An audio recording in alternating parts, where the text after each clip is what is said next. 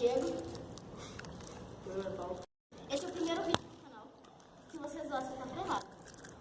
Vai participar com a gente Megalmir,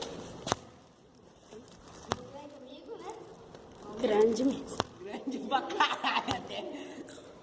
E por último, não menos tão importante, o Zé Ruel. Não, que Zé Ruel, mano.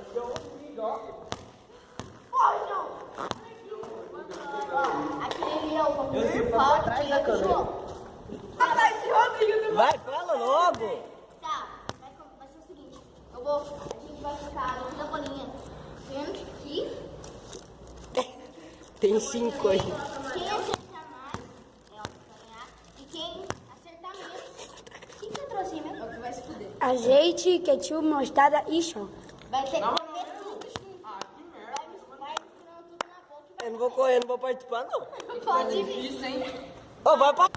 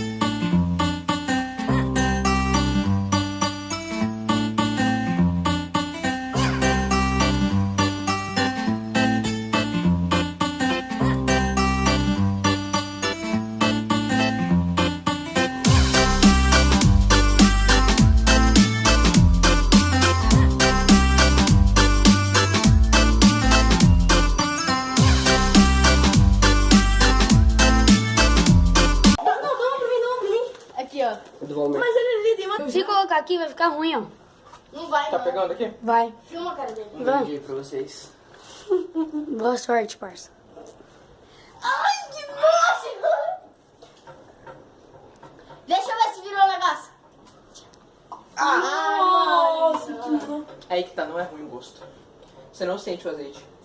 Pra galera, esse foi o vídeo. Espero que vocês tenham gostado. Se você gostou, deixe seu like, adicione no favorito, compartilhe. A gente vai criar uma página no Facebook, vocês curtirem lá. Eu vou deixar tudo o link aqui embaixo. Siga a gente nas redes sociais. Vai ter tudo na descrição. Valeu!